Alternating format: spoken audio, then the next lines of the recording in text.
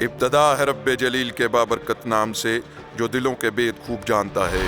دیکھتی آنکھوں سنتے کانوں کو صوت القرآن کی چینل کی طرف سے السلام علیکم۔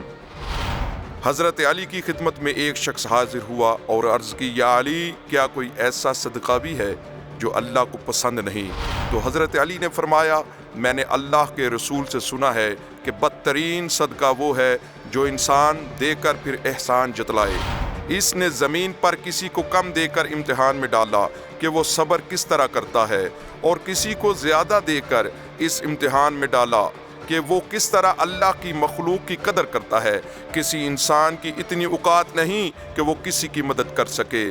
اللہ کا کرم ہے کہ وہ انسان کو اس قابل بناتا ہے کہ وہ دوسرے انسانوں کی مدد کر سکے۔ یاد رکھنا، جو انسان کسی انسان کی مدد کر کے جتلاتا ہے تو اللہ اپنے فرشتوں سے کہتا ہے کہ اس انسان کے گلے میں لعنت کا طوق پہناؤ تاکہ روز محشر میں میرے پاس یہ بندہ آئے تو سب سے زیادہ مفلس اور حقیر محسوس ہو۔ اسی طرح اللہ تعالیٰ روز محشر اس بندے کو سامنے پیش کرے گا جس پر یہ احسان جتلاتا تھا۔ پھر وہ بندہ غم زدہ ہو کر سامنے فریاد کرے گا کہ اے اللہ، ہم اس قابل نہ تھے کسی کی مدد کر سکیں، اور تو نے اس بندے کو اس قابل بنایا، یہ ہماری مدد بھی کرتا تھا اور ہم پر احسان بھی جتلاتا تھا۔ اور اس وقت وہ پشیمان ہو کر رونا شروع کر دے گا۔ اللہ اس بندے کو تب تک معاف نہیں کرے گا جب تک وہ بندے اس کو خود معاف نہ کریں جس پر یہ احسان جتلاتا تھا۔ یاد رکھیے، اللہ ایسے بندوں پر لعنت بھیجتا ہے جو صدقہ کر کے جتلاتا ہے۔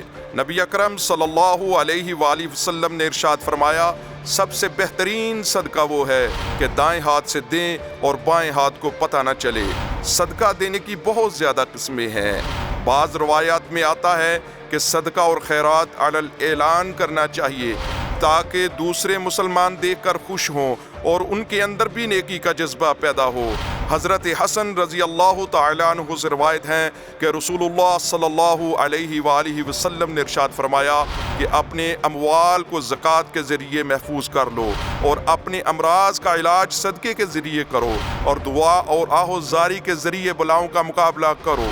نبی اکرم صلی اللہ علیہ وآلہ وسلم میں ایک اور حدیث میں فرمایا، جو انسان اللہ کی راہ میں خوشی سے صدقہ اور خیرات کرتا ہے تو وہ جب تک اپنے گھر لوٹتا ہے تب تک وہ غازی کی طرح ہے۔ تو دوستو، ہمیں چاہیے کہ ہم اللہ کی راہ میں صدقہ و خیرات کرتے رہیں اور کوشش کریں کہ ریاکاری اور دکھلاوے سے پرہیز کریں۔ غرباء اور مساکین کی مدد ان کی عزت نفس مجروح کیے بغیر کریں۔